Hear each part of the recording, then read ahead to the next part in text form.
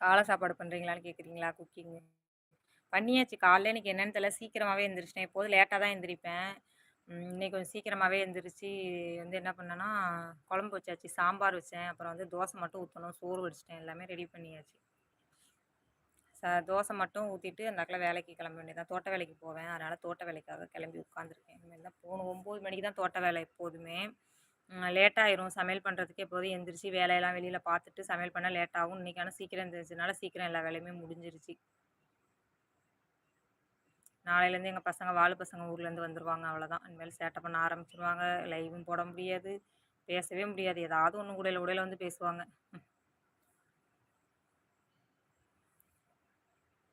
10, 20 நாளா அமைதியா இருந்துச்சு. வெறிச்சோடி இருந்துச்சு. நாளைக்கு எப்படா பார்ப்போம் அப்டின்னுட்டு இருக்கு. நாளைக்கு காலையிலேயே வந்துருவாங்க. ஒரு லைக் யாருமே லைக்கே போடலப்பா. ஒரு லைக்க போட்டு விடுங்க ப்ளீஸ். காசா பணமா? ஒரு லைக் தானே போட்டு விடுங்க.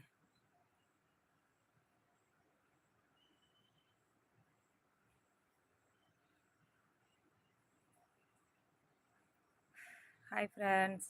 இன்னைக்கு எல்லாமே வந்தவங்க ரெகுலரா வரவங்களே இல்ல. எல்லாருமே புதுசா உள்ளவங்க தான்.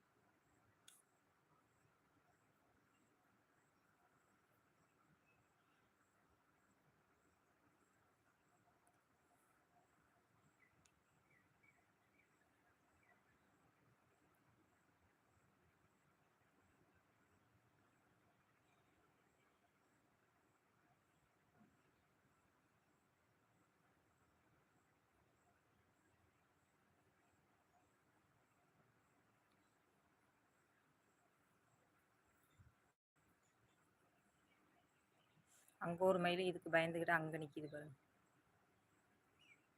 வருது.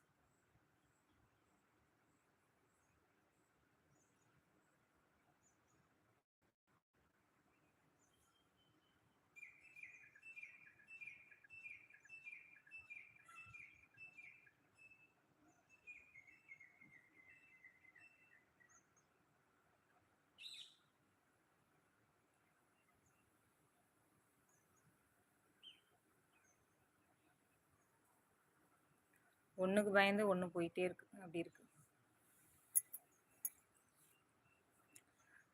வந்து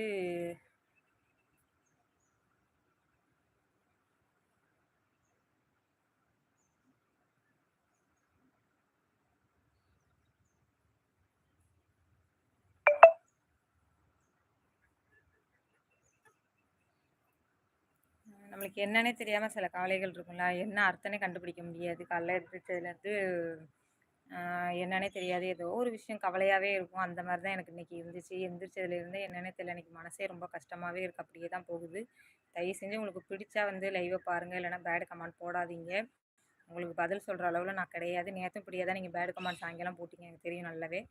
அதனாலேயே எனக்கு நல்ல ஆர்வத்தோட பேச வந்தேன். அப்படியே போயிட்டேன். இன்னைக்கு காலையில எந்திரிச்சதுலேருந்து என்ன கவலை திடீர்னு ஏதாவது ஒரு கவலை இருக்குன்னு சொல்லுவாங்க. ஏதாவது ஒண்ணு இருக்கும். ஆனா எதுவுமே இல்லாம சில பேர் அன்னைக்கு ஃபுல்லாவே கவலையாவே இருக்கும். அந்த மாரி தான் இன்னைக்கு காலைல எந்திரிச்சதுலேருந்து என் மனசு அப்படிதான் இருக்கு. என்னன்னே தெரியல. ம். தினைக்கும் எந்திரிக்கிறோம். தினைக்கும் அதே வேலைய தான் பார்க்குறோம். டெய்லியும் அந்த வேலைய தான் போய் கஷ்டப்படுறோம். ஏதாவது ஒரு முன்னேற்றம் கிடைக்குதா? ஒண்ணுமே கிடையாது. காலைல எந்திரிக்கிறோம். வீட்ல வேலை பார்க்குறோம். அப்புறம் மறுபடியும் காட்டு வேலைக்கு போறோம். மறுபடியும் வீட்டுக்கு வரோம். மறுபடியும் வீட்டு வேலைய பார்க்குறோம். இதில என்ன இருக்கு சந்தோஷம்? சொல்லுங்க பார்ப்போம். அப்படியே தான் ஒவ்வொரு நாளும் போயிட்டுருக்கு. அதனால தயவு செஞ்சு உங்களுக்கு பிடிச்சா பாருங்க. பிடிக்காட்டி தள்ளி விட்டுட்டு போயிட்டே இருங்க. என் லைவ பார்க்காதீங்க. பேட் கமெண்ட் அனுப்பாதீங்க எனக்கு.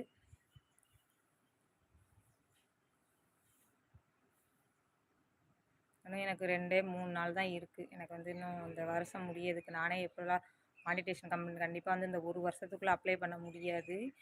எவ்வளோ பேரு எவ்வளோ விஷயங்கள பண்றாங்க. நம்மளும் கஷ்டப்பட்டு தானே இந்த சேனல் ஆரம்பிச்சு நம்பி இவ்வளோ தூரம் கொண்டு வந்திருக்கோம். ஆனா அந்த வாட்ச் ஹவர்னா கிடைக்க மாட்டேங்குது. நவுறு அந்த வாட்ச் ஹவர் அப்படி இருக்கு. ஒவ்வொரு நாளும் அப்படிதான் போயிட்டுருக்கு.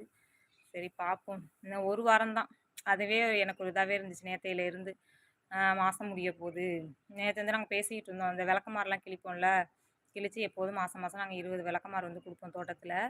இப்போ மாசம் முடிய போது. இந்த வாட்டி நேத்து கீத்து கிழிச்சிட்டு இருக்கையில, இந்த மாசம் முடிய போதுன்னு ஒரு 5, 6 விளக்கமாறு கிழிக்கணும்.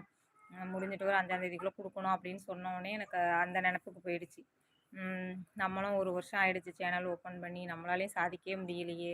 மானிட்டேஷன் அப்ளை பண்ணிட்டா கூட